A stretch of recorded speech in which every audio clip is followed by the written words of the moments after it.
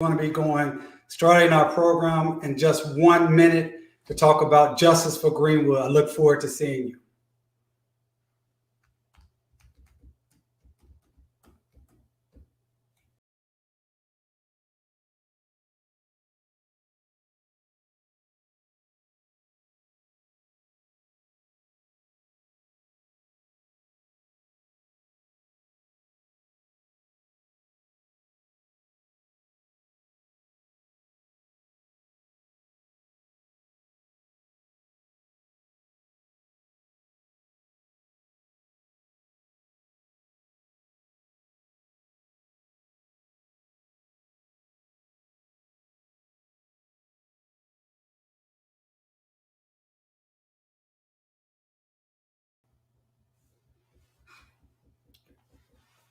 Hey, good evening. I'm attorney Demario Solomon Simmons, and thank you for joining us for another virtual town hall talking justice for Greenwood. And what we're talking about is the 1921 Tulsa Race Massacre and how it decimated my community, the community of Greenwood, which was located right here in Tulsa, Oklahoma.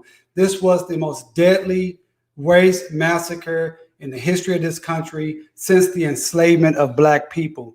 And let me tell you a little bit about Greenwood. It was a prosperous place, not just a prosperous place, but the most organized, most powerful place of African Americans in the history of this country, right here in Tulsa, Oklahoma. It was a place with many, many professionals, doctors, lawyers, physicians, pharmacists, restaurant owners, business owners, hotel owners. All of this was right here in Tulsa, Oklahoma, a bustling community. We go to the next slide. We're talking about what happened May 31st, June 1st, where a mob of white men who were deputized and authorized by the city of Tulsa, the chamber, the county, and other powerful white businessmen and government officials to go and loot, destroy, and kill in the Greenwood community. We're talking about they took 40 blocks that was Black owned. We're talking about people that was 10 to 11,000 community, 10,000 community that was decimated, burnt down in 24 hours. And we want to get justice for that because we know during that melee, during that terrorism that happened right here in Tulsa, Oklahoma, there was many lives lost. Some people say 300 plus. The reality is we will never know how many of our people were actually killed and were driven out to never, ever be seen from again. We also know that the damage as far as property damage was immense. It's really hard for us to get our mind around what the property damage looked like, what the type of terrorist act happened. Imagine seeing January 6th that we saw this year, where a mob of 1,000 people mobbed up and ran into the Capitol. How terrible that was, how ferocious it looked, how dangerous it was. Imagine that in Tulsa, that mob swelled to 20 to 25,000 people. Imagine that.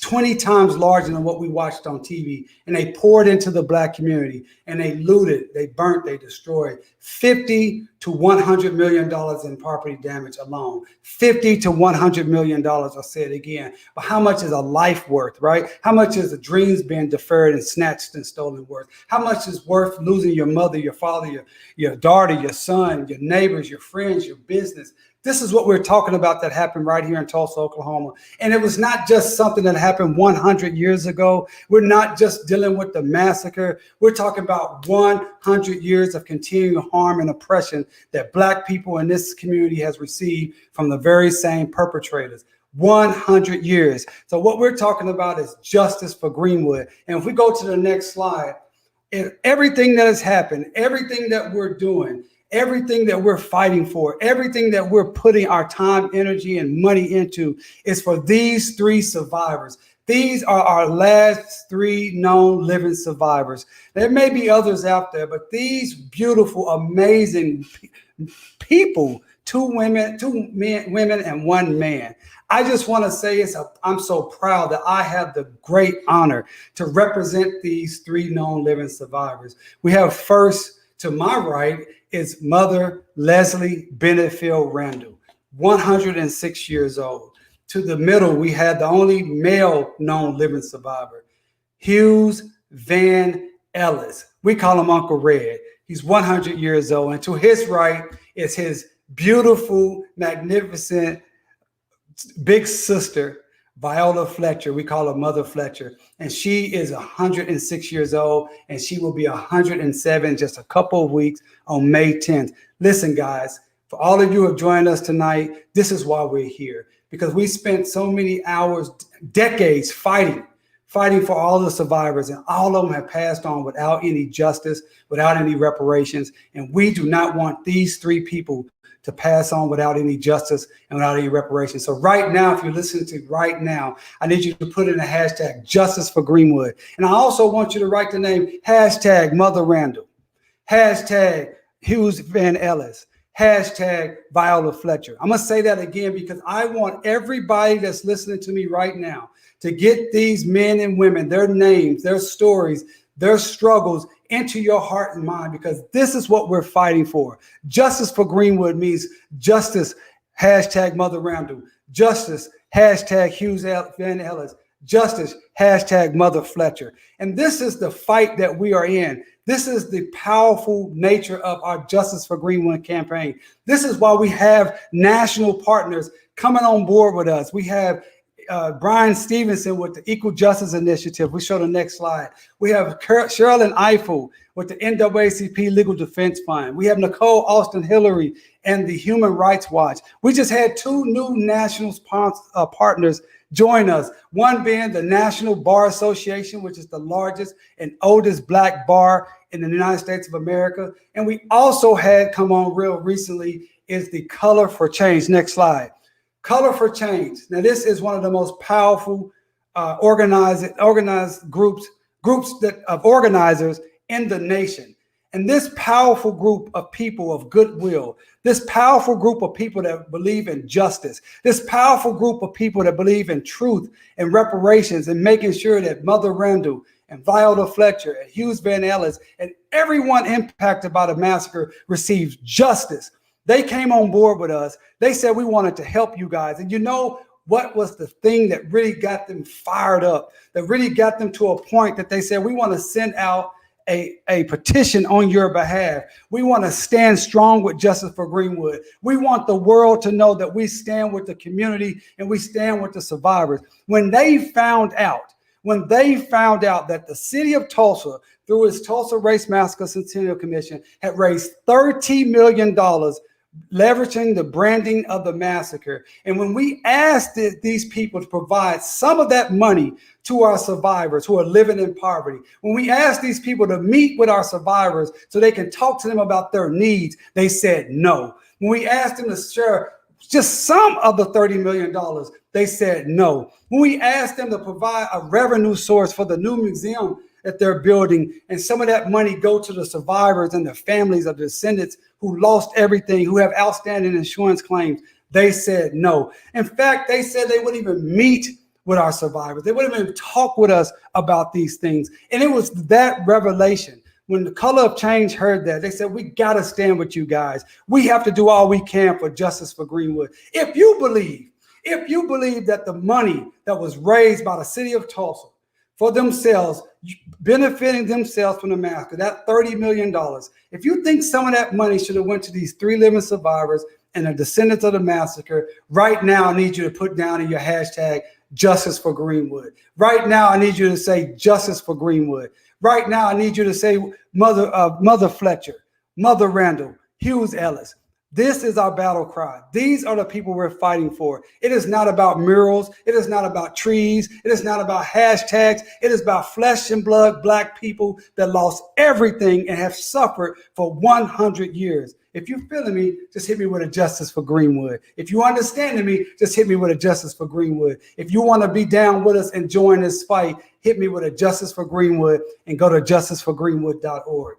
Another aspect, if we go to our next slide, of our campaign that got the attention of some other national partners was the very fact that we had to send a cease and desist letter to the Race Massacre Commission, because after they denied our request to meet, after they denied our request to provide some funding and some money to our survivors like Mother Randall, they had the audacity to go on TV and talk about Mother Randall and give the false impression that they were benefiting Mother Randall, give the false impression that Mother Randall was endorsing their work. She's not. And her family were appalled to learn that the Race Massacre Commission and the city of Tulsa was utilizing her to try to push their agenda forward. But let us be very clear. We sent this cease and desist letter a couple of weeks ago because Mother Randall herself said, I will not be exploited any longer. I have been exploited for 100 years. My family has lost wealth. We lost opportunity. We lost a bustling, thriving community,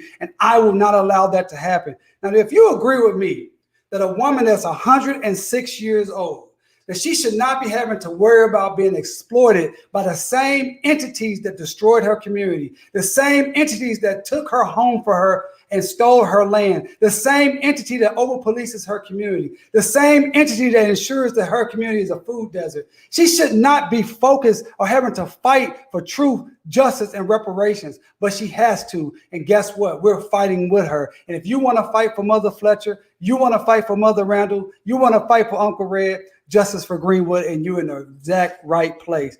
And another aspect of this project, this program, this opportunity to talk to you tonight, we thought we had to make it very clear who we were versus who the city of Tulsa is and what they're trying to do. We get so many phone calls from people around the nation trying to figure out, okay, what's the difference here? And so we're going to bring on my good friend, our Justice for Greenwood Descendant Coordinator, DJ Mercer. He's going to try to make it very clear the difference between the Justice for Greenwood and our work versus the work of the city of Tulsa and how we differentiate and why we're about justice and they're about something else.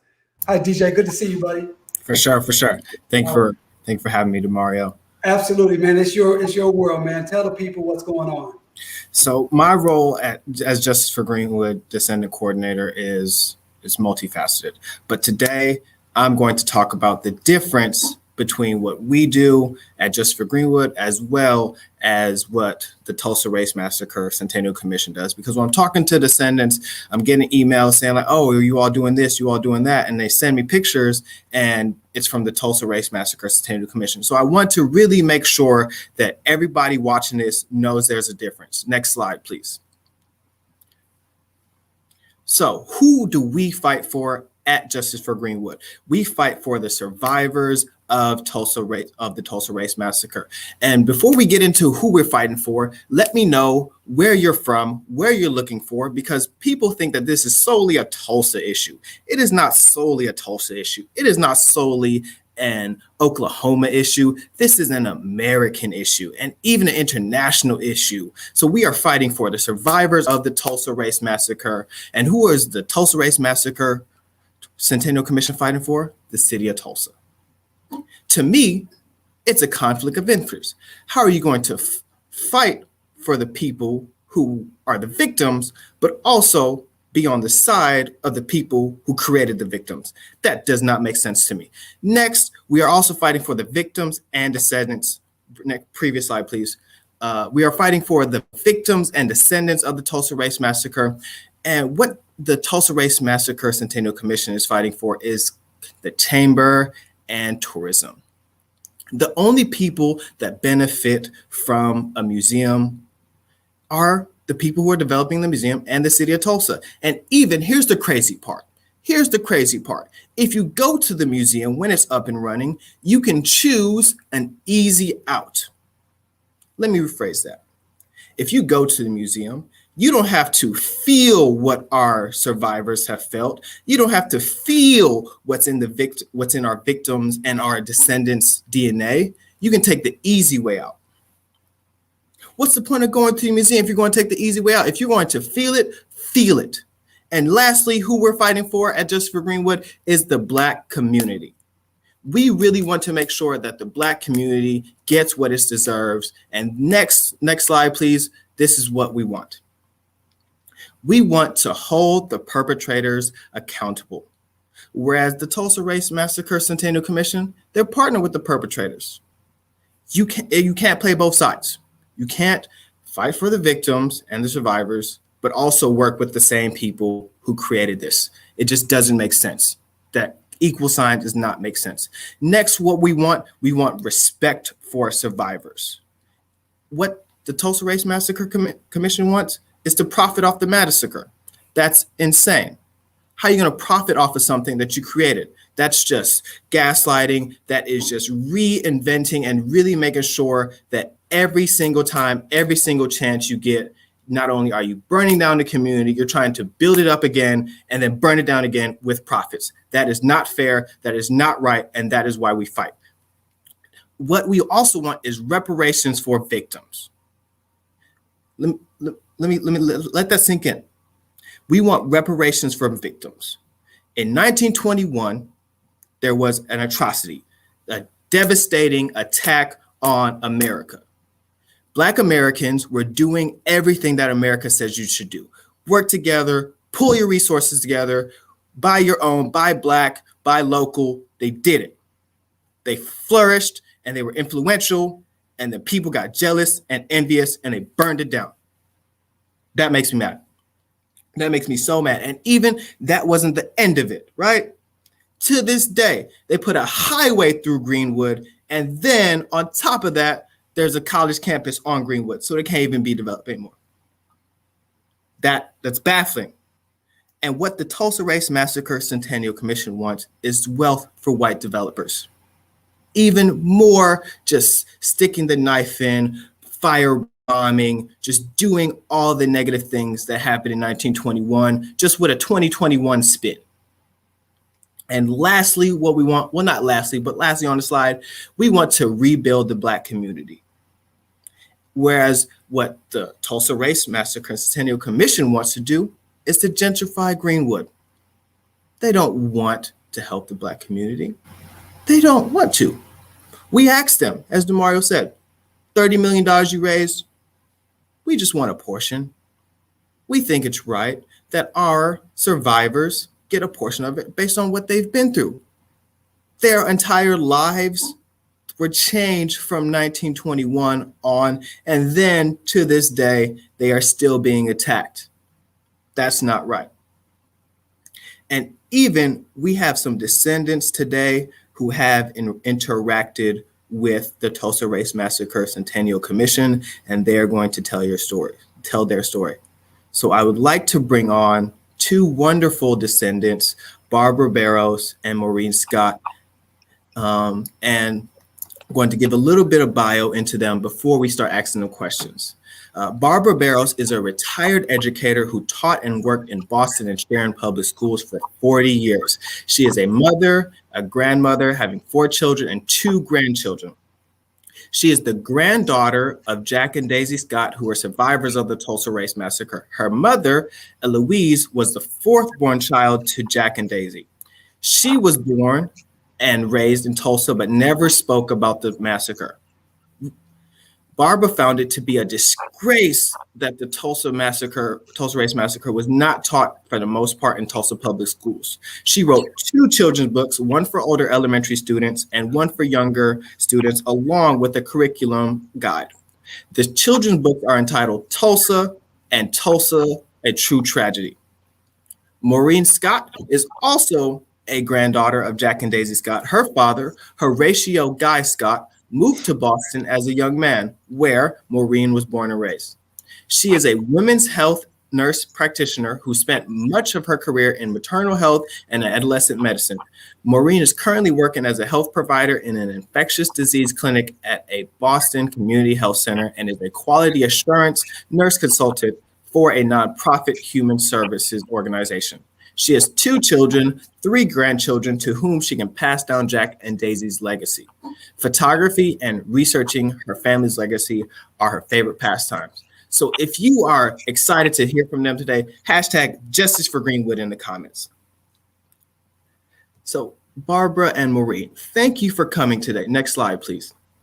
Thank you for coming today. And I talking to you all, I know a little bit about your story, but a lot of people don't know about your story. So Barbara, please tell me a little bit, Barbara first, and then I'll ask Maureen, what made your ancestors special, Barbara?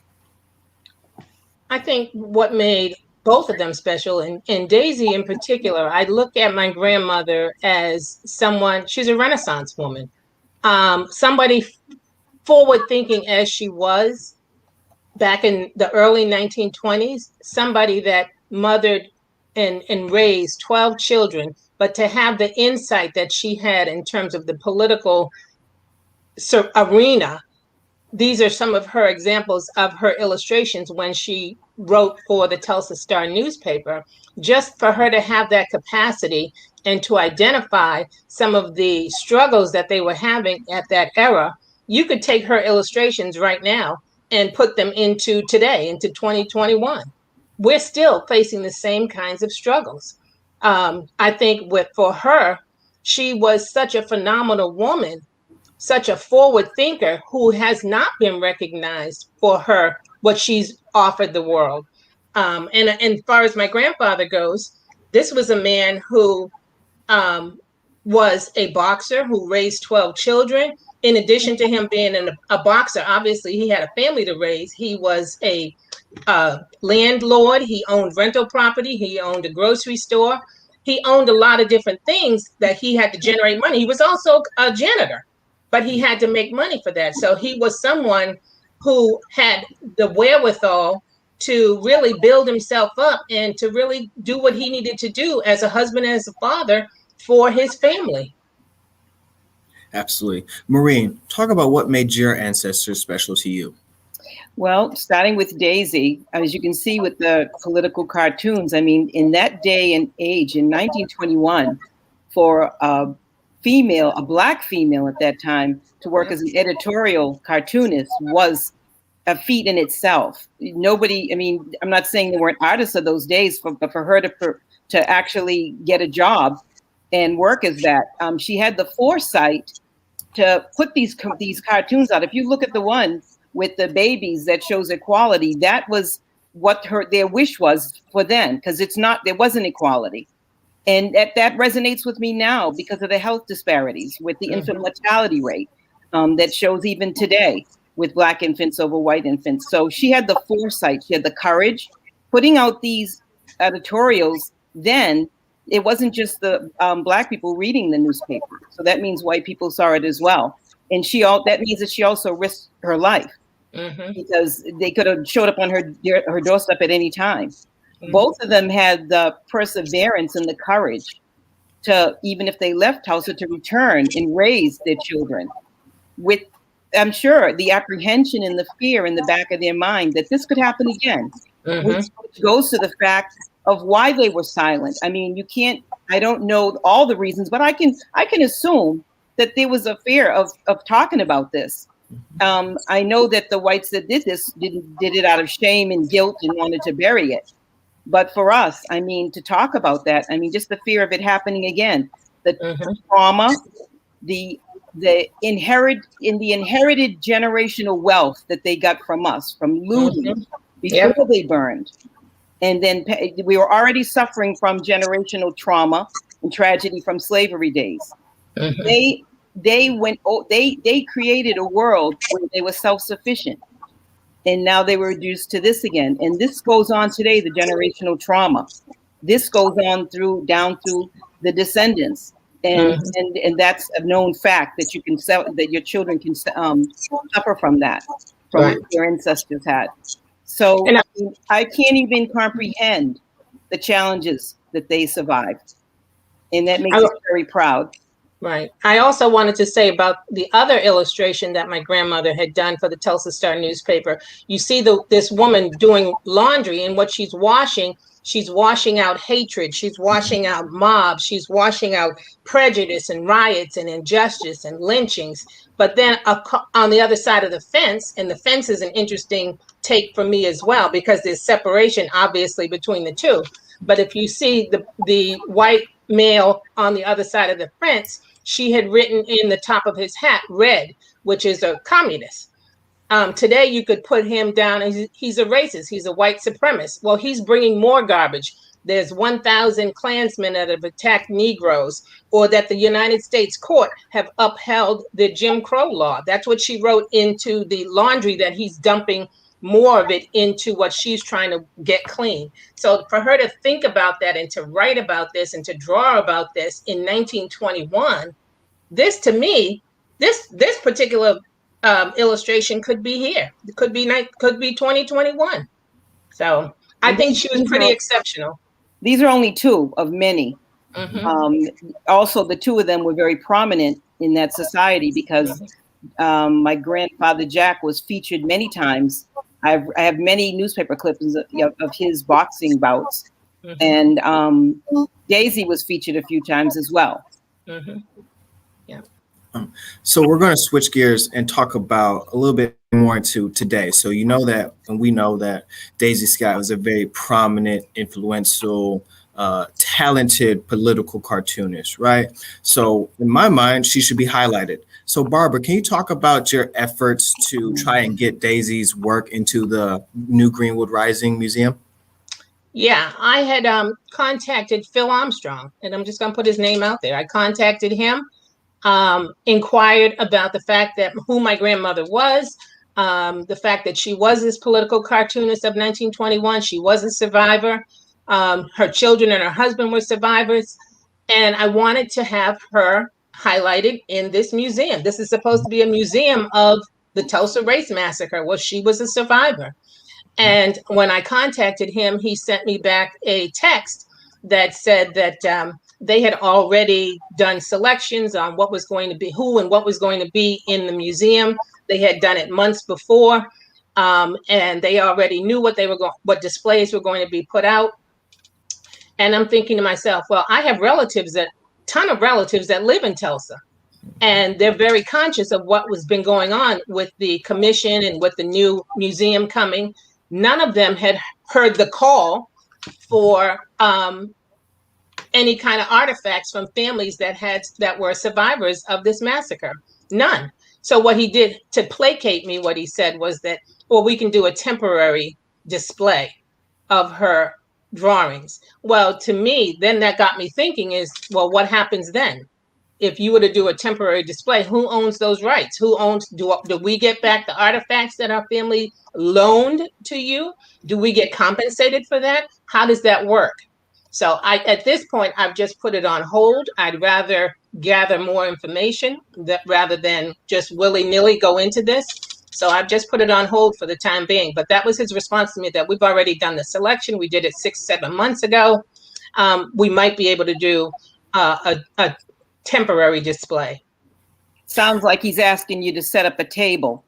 Yeah, exactly. Which does not even come close to giving her the honor that she requires. So Maureen, let me ask you a question. So as a descendant of Daisy Scott, how does that make you feel when you get asked to temporary display, but then where does the revenue of that temporary display go? Does it go to you? Does it go to the city of Tulsa? How does that benefit you as a descendant? It doesn't benefit me. I mean, they have this huge museum coming up, and the money that it must have taken to build this, where are the reparations for the survivors that are living today? How are we going to benefit from the museum? When I look on the page, the Tulsa 2021, it looks like it's set up for tourism. So that's benefiting the city of Tulsa, but how is it benefiting the Tulsans that are living at poverty level, that that don't have the correct health? I mean, how are we dealing with the number of people that died from COVID? How are we dealing with that? What are you doing with those money? Because a lot of people in Tulsa, that was the number 4 cause of death in Tulsa, COVID. And that has to do with the health disparities again. So how are we improving the state of the Tulsans? It makes me angry, actually. It makes me angry. Another question I have for you is, what do you say to people who think parks and museums are forms of reparations? Because you two don't live in Tulsa. So how does a park in Tulsa and a museum in Tulsa benefit you? It doesn't. It doesn't. It doesn't. I mean, that we're descendants of we're grown now. We've had our education, our careers, but what about our children and grandchildren? How about reparations in the form of educational scholarships for them? What about the financial reparations for the 3 known living survivors? There's a lot that they can do. They can set up a wing in a hospital that deals with the high blood pressure and the death from smoking. Yet they can do a lot with the money. So, And they could also, there's also things. we have enough. We have parks. I'm sure Tulsa has a lot of parks. We do. And I think that one of the other things that they can do is that you can look at the disparity between the north side and the other side, south side. I mean, this just visually, you can see the difference. How about putting some of that money into better schools, better grocery stores, better housing? There's lots of things that they could have done that would help to facilitate the city of Tulsa, that would benefit more Black people than what they have. Because that museum, that's not benefiting any of us, not even the 3 survivors that you've identified. Exactly. And how about a public acknowledgement of wrongdoing? I mean, that's not money, but it's, you know, it's a beginning. But put all that money that they've raised into building this museum, but not give it over to the survivors, to me is insane. Exactly. And I think I should add seed money for entrepreneurship for Blacks, you know, forgive the loans. I mean, give them something. Remember the businesses that were taken away, and nothing was given back. Like, I would love for our grandparents' land to be put back into our family's name. Give us back our land. That university, that school sits on the land that my grandparents owned. But this is a time of cancel culture. A lot of things are going to be happening. You know, Willa and Charles Bruce got their park back. So it's beginning. So I'm optimistic. All right. So I'm gonna ask both of you this question, but I want to ask Maureen first. If you could say something to Mayor Bynum, the mayor of Tulsa, what would you say to him as a descendant of Greenwood? Stop flip-flopping. My first thing. Because when I first read the things about him, I said, "Oh, this is pretty cool." You know, with the mass, you know, the exhumation of the mass graves, and now, you know, get out from under Trump's umbrella, and you know, realize that you can be voted out just like you were voted in. Those are my words for him.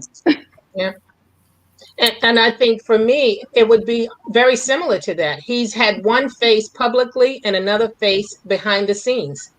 Show your true colors. Show your true colors. And I think he has. All right. I just want to thank you all for being descendants and also just being humans, loving humans, and being on this call with me today and sharing your story of your ancestor. I really thank you for being genuine, being honest, and being candid. And you all are the reason why we fight, for descendants like you. Thanks for having us. So blow off this steam. Thank you, DJ. For sure. We appreciate it. Always and forever. So if you are a descendant, please reach out to me. My email is dmercer@solomonsimmons.com. Reach out to me. I'd love to hear from you. I'd love to learn your family story so that we can get you integrated into what we're doing at Justice for Greenwood, because we have some very exciting things that are coming up, very exciting and very good activities that will be beneficial to descendants. So I would like to bring back Jamario, and he will give you all some more news. All right, good job, DJ. Thank you so much for your work with the descendants. I know you're talking to so many of them. And as DJ said, we are here for the descendants, for the community, to get truth, justice, and reparations. And part of that effort to get truth, justice, and reparations is through the legal avenue. And I have the great pleasure of introducing a couple of the lawyers that are part of our amazing legal team. We have lawyers from all around the nation, but tonight we have one of our lawyers who's based in Washington, D.C. Her name is Mackenzie Haynes. She's a very dynamic lawyer, powerful sister. I'm so glad we've been able to work together. I've learned a lot from her. And so she's going to tell you the latest updates in our historic public nuisance litigation. Mackenzie, it's all yours. Thank you so much, Demario. It's a pleasure to be back with everybody. As Demario said, I am Mackenzie Haynes, and I am an attorney at the law firm Schulte, Roth & Zabel, which is an international law firm. We have offices in New York, DC, and London. And we have partnered with Demario and his team to bring forth this historic litigation, and we're really proud to do it and to bring all of the big muscle that big law firms have to offer when it comes to some really groundbreaking and transformative litigation. So, as Demario said, I am working with him on our public nuisance claim, which is such a fascinating and innovative approach to the law. And it's really something that we really wanted to jump on because we've never seen anything like it. The amazing thing about Oklahoma is that they have a law that permits you to file a claim for a continuing public nuisance if it's ongoing. So essentially, there's no statute of limitations for bringing a public nuisance claim where the nuisance is persisting. And that's what we're arguing here, is that the massacre essentially created a public nuisance. All of the injustices, all of the disparities that exist today in North Tulsa, predominantly Black Tulsa today, are the result of the massacre that occurred in 1921, and the harms linger to this day. And so that's the claim that we're bringing, and because of Oklahoma's law, we're able to do it. It's also very much in line with litigation that the state has brought, as well as the city of Tulsa in recent opioid litigation. And so it's a very interesting position to put them in, the state and the city, because they're essentially going to have to argue against themselves. So it's a really, really groundbreaking piece of litigation. So we're proud to be a part of it. So in terms of an update with that, we are currently drafting our responses to the defendant's motions to dismiss, and those responses are due on May 30th. It's kind of beautiful and ironic in many ways because this deadline for our response will inevitably coincide with the actual centennial. So given that the 30th is a Sunday, it's more than likely that we will end up filing actually on the 1st, since Memorial Day is Monday the 31st, and which was the day 100 years ago that the massacre essentially, at least the violent component of the massacre ended. So we're really proud to be a part of it, and really looking forward to give you more updates on that. I wanted to also give you an update on some really exciting information that we have to share as well. So we are not just helping Demario with the public nuisance claim. We're also, this is a holistic approach to getting justice for Greenwood.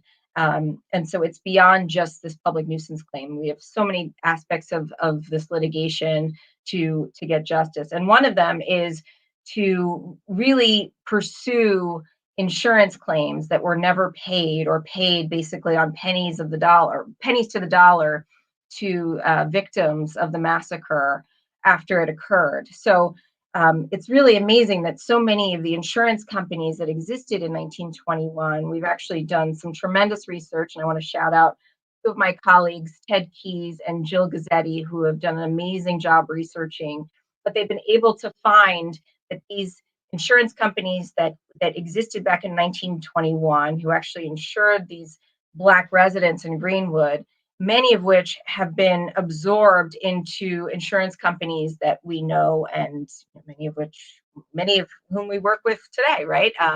Companies like the Hartford Group and others. So we're actually now pursuing these insurance companies and to engage with them to get them to hopefully repay these claims in full in today's dollars to the victims and survivors and descendants.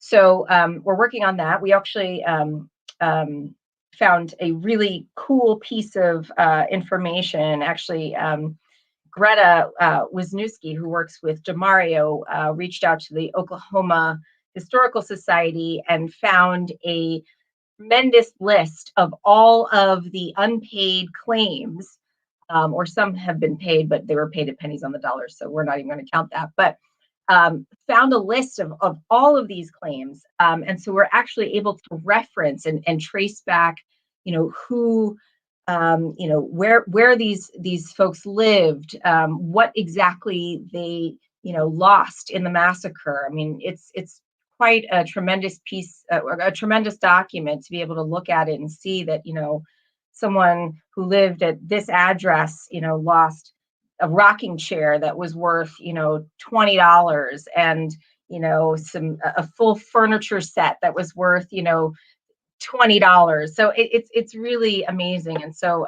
we've really been doing some really impactful work, and we're continuing our correspondence now. Yep, there you go. That's the document that Greta found. So we're in the process of reaching out to these insurance companies. We're trying to engage. We want them to do the right thing. We want them to act in a way that doesn't require us to be overly litigious, and in a way that we can sort of come to the table and they can do the right thing. So that's the goal.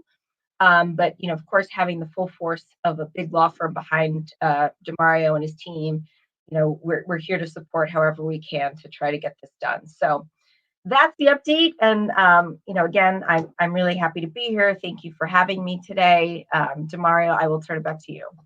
Thank you so much, Mackenzie. Thank you so much. If you like anything that Mackenzie had to say, hit her with a Justice for Greenwood hashtag right now. As you can see, we have been busy and we've been working. I really want to underscore before I bring up Spencer to talk about another aspect of another legal issue that we're working on, how powerfully important it is that we found these documents that list the names of individuals who filed for insurance claims.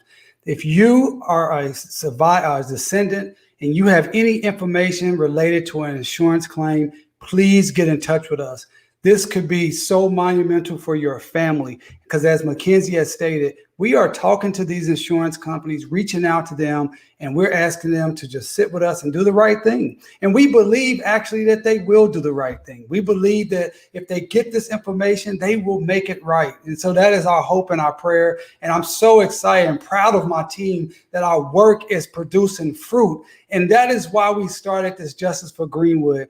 We want to make sure those 3 survivors, but all descendants all around the world, the Greenwood diaspora, we're fighting for the Greenwood diaspora. And another way that we're fighting for the Greenwood diaspora is I introduced one of my best friends. He's been a friend of mine for over 30 years. He actually went to middle school and with me at Carver Middle School, right on Greenwood Avenue. Went to Booker T. Washington High School. He's my high school classmates. He's one of the best civil rights attorneys in America. I'm talking about my good friend and oftentimes co-counsel in cases, Spencer Bryan. He's going to talk about some open records litigation that we filed last month that we're very excited about. Spencer, it's good to see you, buddy. Hey, you too. I really appreciate you having me on today, and it's really good to have an opportunity to speak with everybody. So I'm here to give a legal update on the open records case that was recently filed. Just to give everybody kind of get up to speed and on the same page, the Open Records Act, people might know it as a Freedom of Information Act or Sunshine Law, but essentially it's a vehicle through which citizens can request documents that are in possession of the government. The government, the idea being that sunshine is the best disinfectant, and transparency in government is going to produce a better government for everybody. The idea of informed citizenry is generally related to the idea of access to governmental documents. So as Mackenzie was talking about earlier, 1921, it was 100 years ago, but we're not talking about ancient history necessarily. Records were kept, things were in document form, there are files. So as part of the educational process and ongoing investigation and finding out what exactly happened in 1921, there were requests that were made to the city of Tulsa using the Oklahoma Open Records Act to essentially request documents in the possession of the city of Tulsa that related to the massacre. You would think that this would be a very straightforward and a simple request and very obvious. You would think that this is something that the city of Tulsa would readily have circumstance that it has engaged in surrounding the anniversary. But a funny thing happened on the way to the courthouse. In requesting the documents, the city of Tulsa made the decision that it didn't want to honor the request, and actually gave instructions to stop essentially making requests because there is a parallel lawsuit that has been filed. This is inconsistent with what the Open Records Act stands for, and is inconsistent with the citizens' rights to documents and transparency that I was mentioning earlier. So for that reason, a lawsuit was initiated to compel the city of Tulsa to honor the request and give access to the documents that it has in its possession. The lawsuit was filed against not only the city of Tulsa, but some of the various entities that related to the city of Tulsa. And it was served on the city and the other agents. And I believe the deadline recently for responsive pleadings came due, and they requested some additional time to answer a response. And that will come due here probably in the next 20 days or so. So at this point, this is in the very earliest stages of litigation.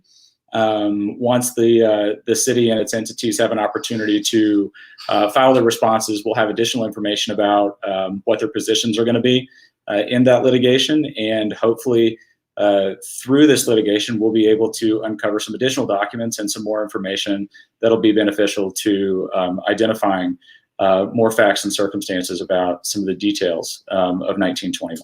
So that's essentially the update for the Open Records Act litigation for now. And Demario, I'll turn it back to you. Hey, Spencer, I sure appreciate that, buddy. Everything that you do in this case and just vindicating civil rights around this nation. Spencer's firm is Bryan and Turrell. He's based in Denver, and they have a Tulsa office also. Thank you so much, Spencer. I just want to underscore what Spencer is saying about the fact that we had to file this lawsuit when the city is not being transparent. This is why we say you can't partner with the perpetrators of the massacre, being the city, and then say you're fighting for the people that was impacted by the massacre. The city does not want the truth to come out. The city does not want the truth to be known. So I'm going to ask Spencer to stay on here with me, and I think Mackenzie's coming back, and DJ. I understand we have a lot of questions that we've received. We always get a lot of questions, but I think we have time for a few questions. If we go to the next slide, and DJ, I guess you're far away at us as best you can. Absolutely. So, Demario, I feel like this question is best for you. Can you expand on any special events we have planned for May? Centennial's coming up. Do we have any plans to sell Justice for Greenwood merchandise, T-shirts, hats, masks, etc.? Okay, yeah, good question. So, yeah, first of all, we have partnered with the Black Wall Street Legacy Fest, and those events will happen May 28th through May 31st. And there will also be some additional events for Justice for Greenwood that would occur that first week in June. And we will be announcing those events in the next 7 to 10 days. We do plan to have a booth at this festival. We do plan to have T-shirts, things that say Justice for Greenwood, so people can show their support. Also, we'll be have an opportunity to sign up to work with us. Because here's the deal. For a lot of people, the Centennial is the apex, and they're going to come and then they're going to go home and they're not going to think about this anymore. We've been working on this work for decades, and we're here and committed to work on this work as long as it takes. We don't want it to be decades more, but my point is we're going to be working just as hard after the Centennial as we've worked up to the Centennial. Excellent. Sounds good. Next question, please.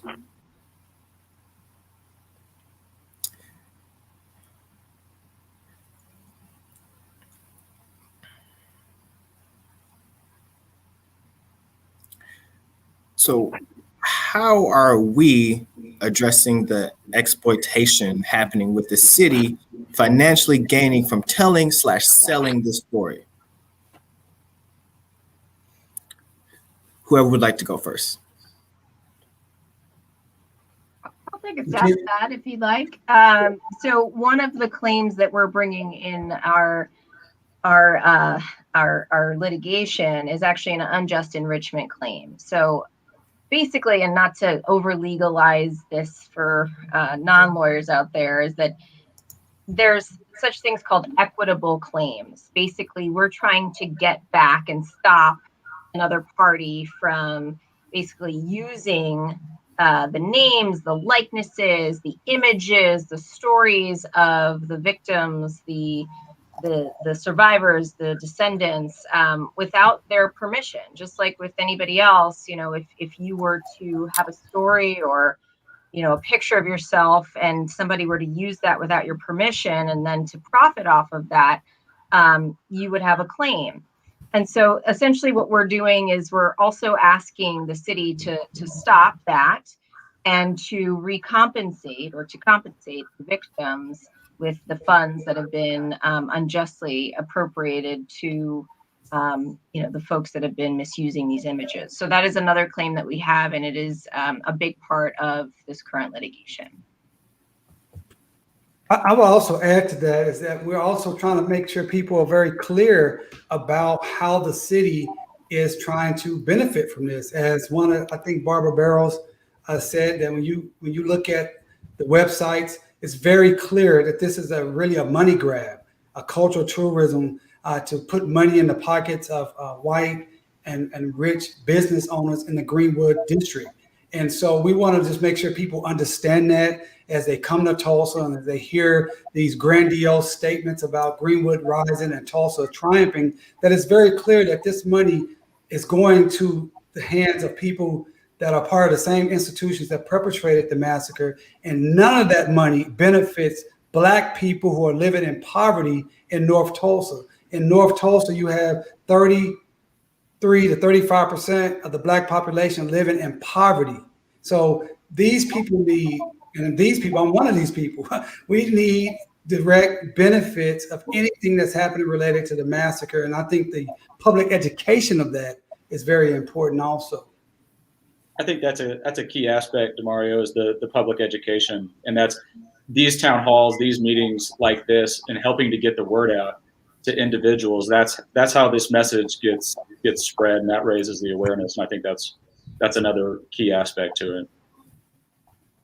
Yeah, yeah, absolutely. I mean, even some of the work that obviously we support, making sure that this is discussed now in the school system, because when Spencer and I went through Booker T and Carver, we didn't learn about the massacre. So I'm glad to see that that's happening. However, we also got to continue to push and say, okay, if you're going to talk about it, you can't just talk about it without saying these people are owed reparations, they're owed compensation, and that compensation should not go to the perpetrators, the city and the chamber and the county. It should go to those who are impacted. So I think the educational piece, Spencer, as you said, is just very important.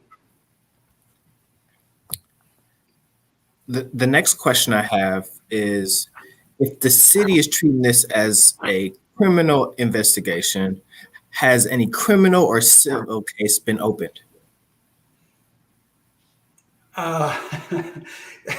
That's a very good question. And I'm sure Spencer has something on that, because we actually talked about this several times when, you had the Mayor G.T. Bynum, saying that this was murder, and it was a murder investigation that's going on now. We know it was murder, but we haven't seen the Tulsa Police Department been involved, and the DA's office being involved and actually investigating who were the perpetrators, who murdered. For instance, let's say Dr. A.C. Jackson, one of the most prominent Black doctors, if not the most prominent Black doctor in the nation at the time, we know he was shot with his hands up. We actually, know it was 3 or 4 white guys. There was an eyewitness to it. How come no one is investigating who killed Dr. A.C. Jackson? How come no one is calling for victims' compensation be paid through the state of Oklahoma? In the state of Oklahoma, if you are a victim of a violent crime, you are statutorily have the right to receive some type of victim's compensation. Well, if this is a murder investigation, Mr. Mayor, if this is crimes that were committed violently, it, how come you're not calling for victim compensation for these victims? Spencer, Mackenzie, would you like anything to add? Or you feel like DeMario summed it all up?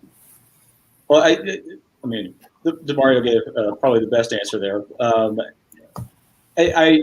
No, I mean, in terms of a civil case relating to an actual, like a wrongful death, I'm not aware of any presently. And there are some interesting legal questions that kind of lurk out there when you talk about identifying people who were victims of a homicide.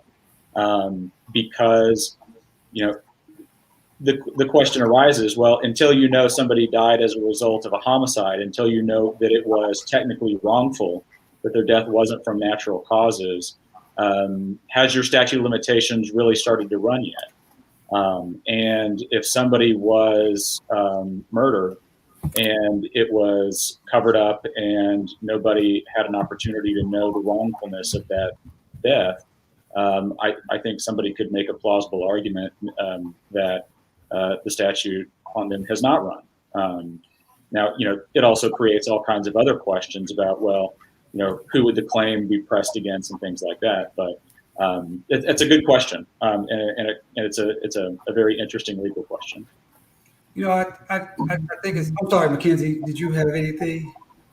You go first. I'll add after a few. Well, I was just going to say, and I hear Spencer talk about that, and we're talking about that this is a criminal investigation. Why aren't the government officials who say these grandiose things calling for actual remedies? Why are they authorizing the legal departments to fight us in a court system? Why aren't they saying, look, everybody knows there's no statute of limitation on murder, right?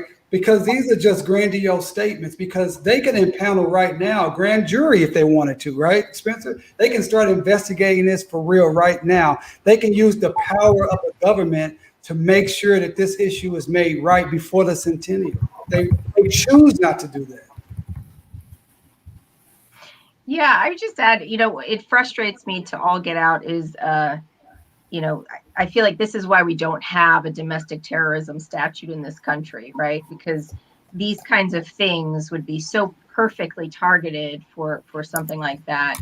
And so that's really frustrating on a federal level, I think, also. But one other thing I would say is that, even with our public nuisance claim, I get so frustrated when I read their motions to dismiss, because, there's so much of the, well, you guys aren't entitled to bring this claim. It should be a state or a municipality or whatever. And my thought is, okay, then bring it, right? Like, why are we doing it? We would love it if you guys brought the claim, and you are entitled to do so if you so chose to. So again, I think that's just part of the hypocrisy that's so frustrating, and you can just see the intention of these folks is really not genuine. Well, Mackenzie, thank you for just bringing that. It's just such a gaslighting aspect of what's happening in this whole process, right? And so it's important that we have these meetings and we let the community know what's really going on, and they can understand and make a determination. Do you want to be on the side of the perpetrators, or you want to be on the side with truth, justice, and reparations? So this question is for Mackenzie, since she's a litigation aficionado.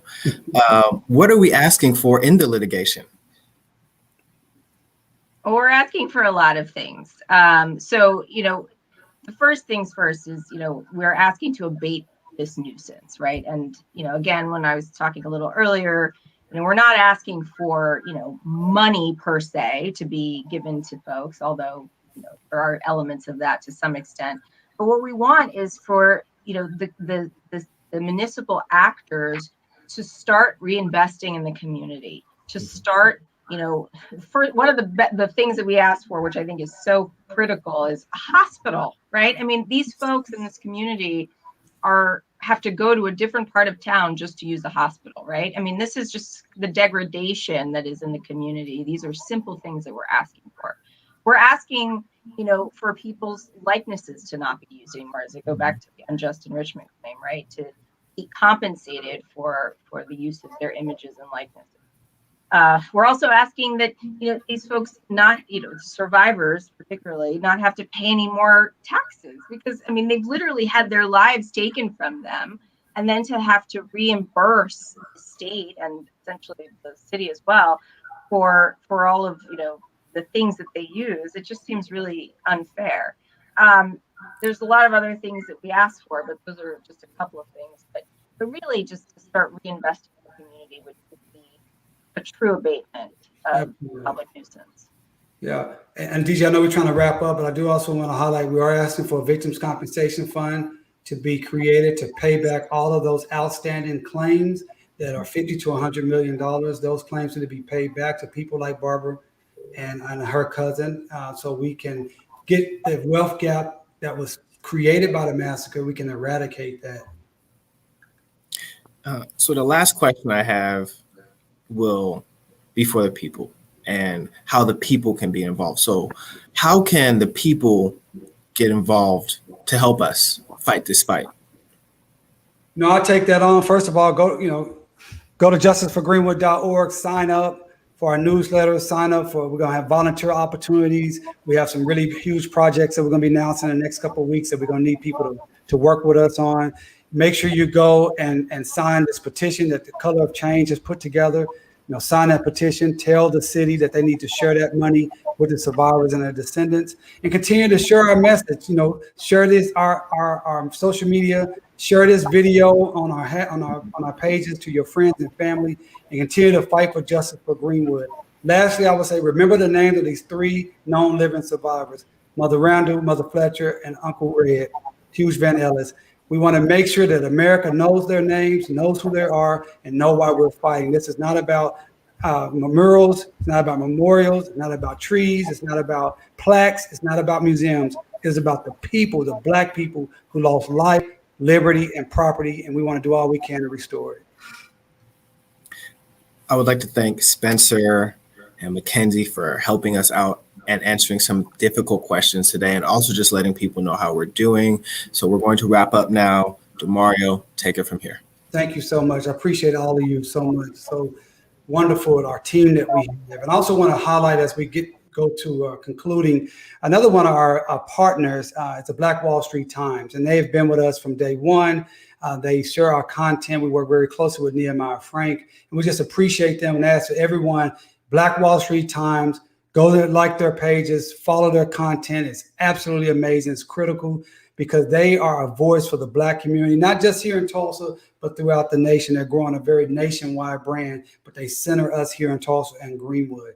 If we get to the next slide and talk about, what we've accomplished tonight, what we've done, I just want a few announcements. I said it earlier, but I want everyone to mark your calendars for May 10th.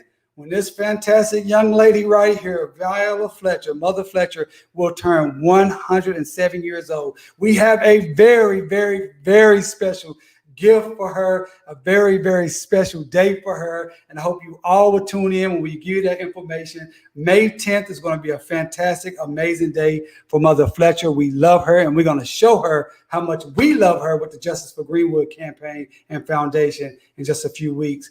The next thing I want to just highlight to our listeners and all of you who are part of our team and our family here, we want to thank the Oklahoma City Council, who came together and passed a resolution just yesterday condemning white supremacy, condemning the Tulsa Race Massacre, and saying in their resolution that no one was ever compensated, no one was ever convicted for the crimes, and calling upon us to move forward. We have to move forward with justice. We thank them for that, and we just hope that the city leaders and the county leaders here in Tulsa County can also do the same, and not just pass a resolution, but also come to the table and say, what can we do to make sure that we can abate, fix the problem that's happening in North Tulsa because of what we did. We're sorry we did it, and this is how we want to fix it.